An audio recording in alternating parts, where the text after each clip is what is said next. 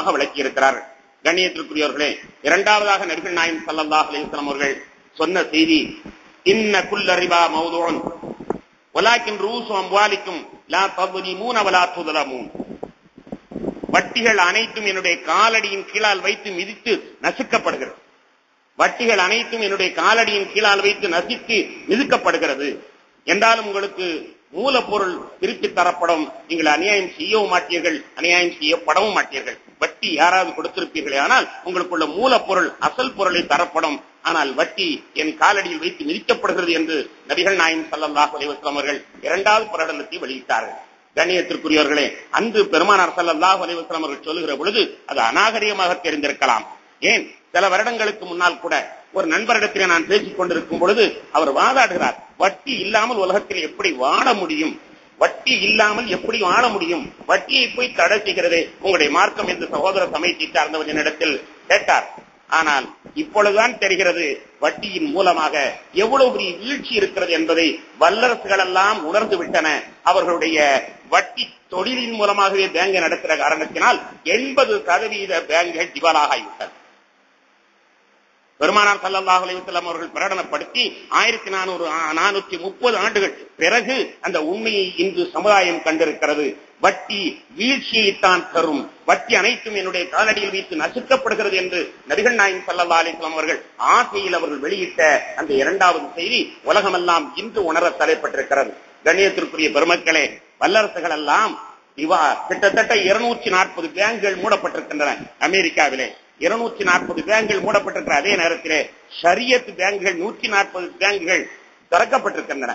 ஷரியத் பேங்குகள் 140 நாடெங்கிலும் திறக்கப்பட்டிருக்கின்றன என்ற செய்தியை பார்க்கிற பொழுது வட்டி இல்லாத மூலதனம் தான் உலகத்தில் வாழும் என்பதை நாம் புரிந்து கொள்கிறோம். இந்த வட்டிக்கு கொடுத்தவர்கள் எல்லாம் கடைசியில் வட்டி இல்லாத அரபுகளிடத்திலே சென்று தங்களுடைய பேங்குகளை மீட்டுவதற்கு ஏதாவது உதவி செய்யுங்கள் என்று கையேந்த நிலையிலே இருக்கிறார்கள் என்பதை உலகத்தில் நாம் பார்த்துக் கொண்டிருக்கிறோம். அரபகத்திலே வட்டி இல்லாமல் இருந்த காரணத்தினால் அவரிடத்தில் தான் பொருளாதாரம் இருக்கிறது, எனவே நீங்கள் தாருங்கள் என்பதாக நீங்கள் தந்துதான் எங்கள் பேங்கை காப்பாற்ற வேண்டும் என்று உதவிக்கு கேட்கின்ற அளவிற்கு அங்கே செல்கிற பொழுதுதான் வட்டியின் நிலைமையை நம்மால் புரிந்து கொள்ள முடிகிறது. அன்பிற்கும் மதிப்பிற்கும் உரித்தான பெருமக்களே, எனவே வட்டி என்பது நம்முடைய வாழ்க்கையிலே கலந்து விடாமல் நாம் பாதுகாத்துக் கொள்ள வேண்டும். வட்டி இல்லாமல் நான் வாழுவேன் என்று நீங்கள் அறுதிமான் எடுத்துக்கொண்டு வாழ தலைப்பிட்டீர்களே ஆனால் கொஞ்சம் அல்லாஹ் சோதிச்சு பார்ப்பான், நீ உண்மையாத்தான் சொல்றானா அல்லது பொய் வேஷத்துக்கு சொல்றானாங்கிறது சோதிச்சு பார்ப்பான். சோதிச்சு பார்த்து உண்மையாத்தான் வட்டி இல்லாமல் இருக்க விரும்புறான் என்று தெரிந்தால் அல்லாஹ் உதவியை தந்து விடுகின்றான். நாம் வெறும் வியாபாரம் செய்ய வேண்டியதில்லை, வட்டி இல்லாமல் வெறும் வெத்தலை வாக்கு கடை வைத்து பிழைத்துக் கொண்டாலும் கூட அது நிச்சயமாக பரக்கத்தாக இருக்கும். அப்படி இல்லாமல் வட்டியோடு சேர்ந்து நாம் என்ன பெரிய வியாபாரம் செய்தாலும் சம்பாதித்து பேங்கு கட்டுவதற்குத்தான் நமக்கு நேரம் போகுமே தவிர நிச்சயமாக நாம் அதனுடைய பரக்கத்தை அனுபவிக்க முடியாது என்பது உலகறிந்த ஒரு உண்மையாகும். பெருமானாருடைய அந்த வேட்டை வட்டியை ஹராமாக்கிய பெருமானார் ஸல்லல்லாஹு அலைஹி வஸல்லம் அவர்கள் எதுவெல்லாம் பெருமானார் ஹராமாக ஆக்கினார்களோ அதையெல்லாம் விட்டு இஸ்லாமியர்கள் தவிர்த்து கொள்ள கடமைப்பட்டிருக்கிறார்கள்.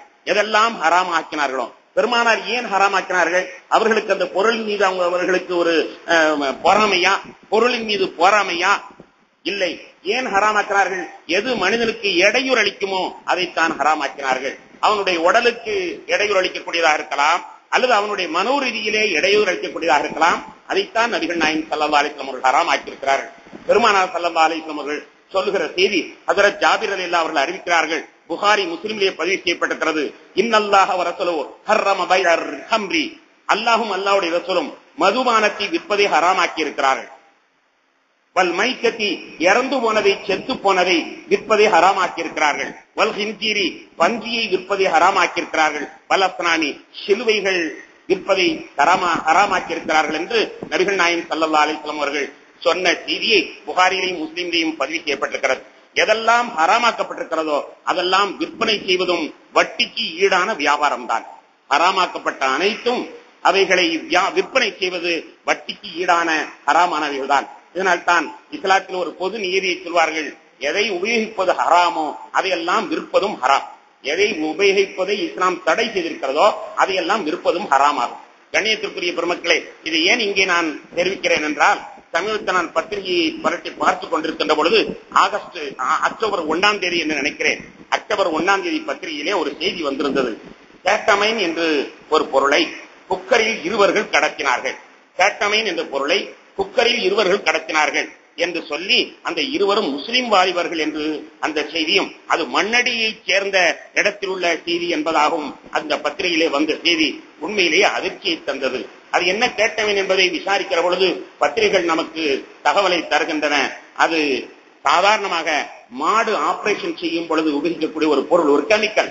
அது ஒரு கிலோ வாங்கினால் 35,000 ரூபாய் வாங்கும். ஆனால் அதை கொண்டு போய் மலேசியாவிலேயோ அல்லது ஹாங்காங்கிலேயோ கொண்டு போய் கொடுத்தால் 10 லட்சம் ரூபாய் கிடைக்கும். 35 ரூபாய்க்கு வாங்கினால் அதை கொண்டு போய் கொடுத்தால் 10 லட்சம் ரூபாய் கிடைக்கும் அளவிற்குள்ள அது லாபகரமான தொழில் என்பதாக அதை பற்றி சொல்கிறார்கள்.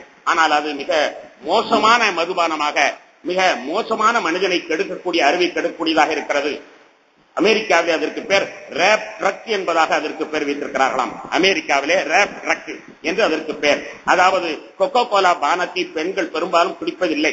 ஏனென்றால் கொக்கோ கோலா பானத்திலே ஒரு 2 மில்லிகிராம் இந்த கேட்டமைனை உள்ளே புகுத்தி விட்டார்கள் என்றால் 48 மணி நேரத்திற்கு அவளுக்கு உசாரில்லாமல் போய்விடுகிறது.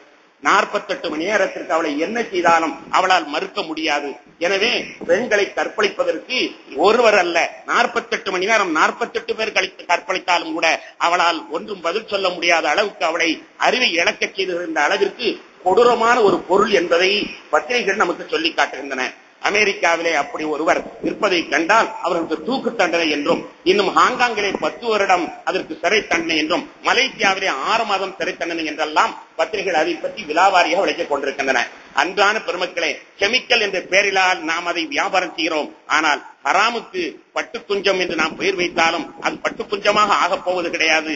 கெமிக்கலை நாம் கெமிக்கல் என்று பெயர் வைத்தாலும் அது ஹராமு தான், அறிவை கெடுக்கக்கூடியது. அது மிக மோசமான ஒரு வியாபாரம். இஸ்லாமியர்கள் அதை விட்டும் தவிர்த்து கொள்ள வேண்டிய கடமை உள்ளவர்களாக இருக்கிறார்கள். பெருமானார் ஸல்லல்லாஹு அலைஹி வஸல்லம் அவர்கள் அவருடைய ஆசையை நாம் எண்ணி பார்க்க வேண்டும்.